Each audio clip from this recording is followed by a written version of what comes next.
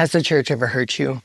Have you ever walked away from a conversation or a congregation not feeling convicted but condemned?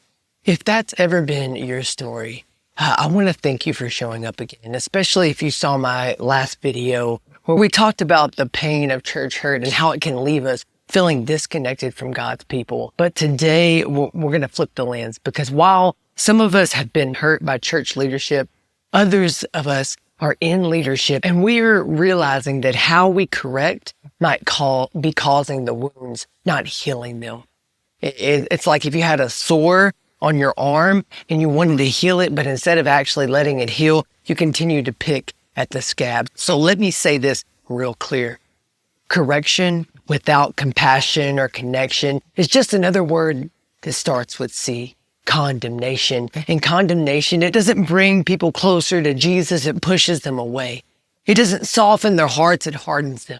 In leadership, in fatherhood, in friendships, wherever God has trusted you with influence, because he has, friend. If you're watching this, you have influence. If love doesn't move faster than truth, you're not building people up, you are breaking them down. One sharp, critical, heartless word at a time, but there is a better way, and today I'll be walking through it. I've got 3 moves of Christ-like correction right here on the board, and we're going to uncover each one of them together today. And you really want to stick around, because I think 3 is the most important one. And if you're ready to correct without crushing, guide without guilt tripping, and lead like Jesus, not a Pharisee, let's dive in. What's up, fam? I'm Wallace, founder and coach at the Better Than Best Academy, where we help Christian men like you break free from false labels and chisel away that lie and walk boldly into their God-given identity. I've spent over a decade walking with leaders, husbands, fathers, kingdom men, carrying real weight, and learned leadership lessons that have cost me the most. You see, you can be right and still lose the room. If you don't lead with love, correction without connection never leads to transformation.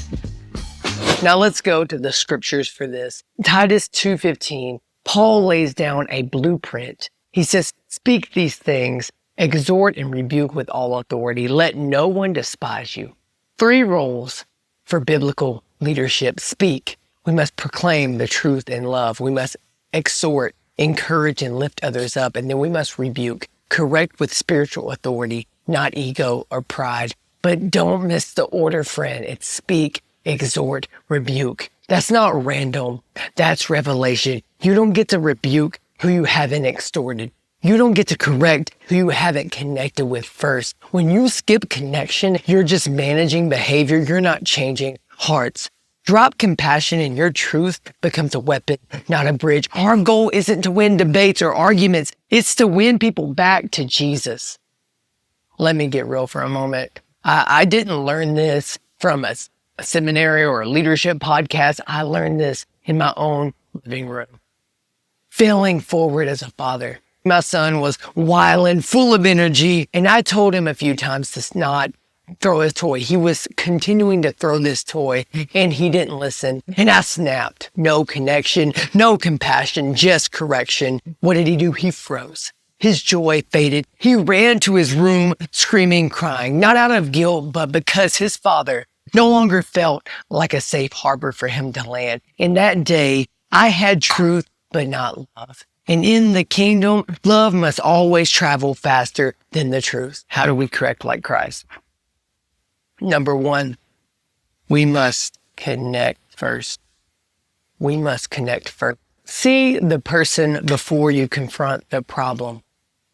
Jesus saw Zacchaeus, not just the sin, he saw the man behind the sin. He called him by name before he ever called him out by his sin. And then the second way we can do this is we must lead with compassion. Feel their humanity before you fix their habits. Lead with compassion. The woman at the well, Jesus didn't see her shame. He offered her living water.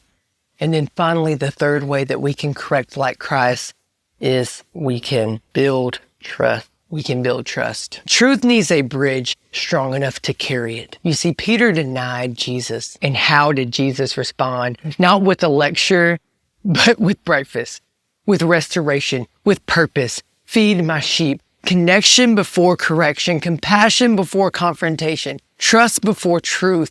That's how our carpenter king rebuilds broken hearts from the inside out. And that's how we as leaders should be correcting and leading. Lead with love, correct with compassion and connection. And you will see that we won't leave a trail of broken hearts. We won't leave a trail of people that feel church hurt or offended, but we will lead a legacy of those that felt empowered, not broken down. Now let me ask you, who needs your connection more than your correction right now? Is it your wife? Is it your kids? Is it your team members? That friend that you've been quietly judging? Before you speak another truth, ask yourself, have I made truth feel like love or just another lecture? Because we're not chasing behavior management. We're after heart transformation, and transformation only happens in the presence of love. Let's lead like Jesus. That means don't skip steps. We need to connect first. We need to lead with compassion. We need to build trust.